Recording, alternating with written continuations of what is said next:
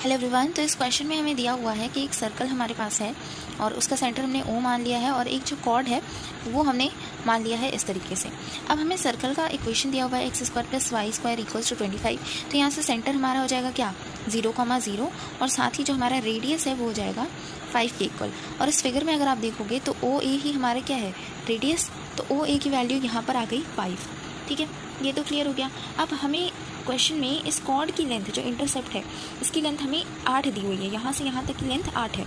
तो आपको पता होना चाहिए कि जब भी हम किसी भी इस तरीके से कॉर्ड पे अगर हम एक परपेंडिकुलर ड्रॉ करते हैं तो वो उस कॉर्ड को बाइसेक्ट करता है।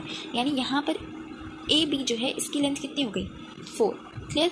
तो यहाँ से अगर मैं पाइथागोरस यूज़ करूँ, यहाँ से लिख देंगे यूजिंग पाइथागोरस थ्योरम, तो हमें मिल जाएगा कि ओ बी जो है it is equal to 3। Right, O B की वैल्यू हमें मिल गई कि ये कितना है, दिस इज 3। अब हमें ये भी दिया हुआ है कि ये जो कॉर्ड जा रही है ना ये 2,3 से पास कर रही है। तो अगर मैं इस कॉर्ड की इक्वेशन लिखना चाहूँ तो मैं लिख सकती हूँ y-3 इज इक्वल टू, इसके स्लोप को मैंने m मान लिया है, is equal to m x-2। तो इसे और थोड़ा सिंप्लीफाई कर देते हैं। तो y-3 is equal to mx-2m। ठीक है, तो ये हो जाएगा आपका, इस साइड लेके आएंगे y + 2m और इधर से भी mx को भी इस साइड लेकर के आ जाएंगे -3 = 0। क्लियर। अब क्योंकि अब यहाँ से ध्यान से देखिएगा, अब हमें m की वैल्यू फाइंड आउट करनी है।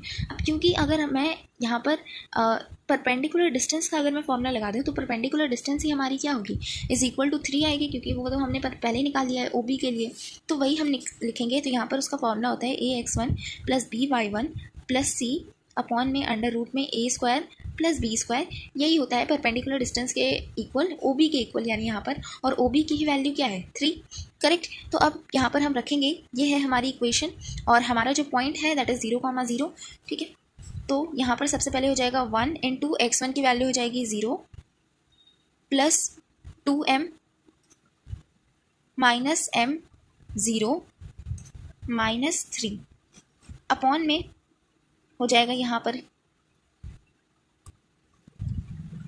1 + m², और ये इक्वल होगा किसके 3 के।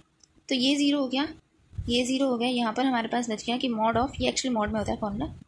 ठीक है, तो हो गया मॉड ऑफ 2m -3, दोनों साइड आप स्क्वायर कर सकते हैं। तो यहाँ पर मैं स्क्वायर कर देती हूँ, is equal to 9 + 9m²। Clear.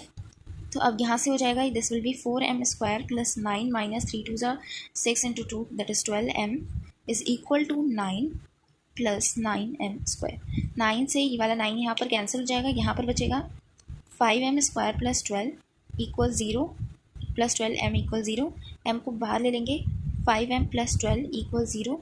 यहाँ से m की एक वैल्यू हो गई 0 और दूसरी वैल्यू हो गई m की -12/5। अब इस वाली ही जो m की वैल्यू आई है इसे हम कि इस इक्वेशन में पुट कर देते हैं। तो सबसे पहले यहाँ मैं आगे कर रही हूँ। तो हमारी इक्वेशन थी y-3 = mx-2। सबसे पहले आई है 0 वैल्यू, y-3 m की जगह 0 x-2, तो ये पूरा 0 हो गया। तो यहाँ से y = 3 और दूसरी जो हो जाएगी वो हो जाएगी y-3 = -12/5 आया था x-2। This will B 5y -15 -12x + 24। So this will be 12x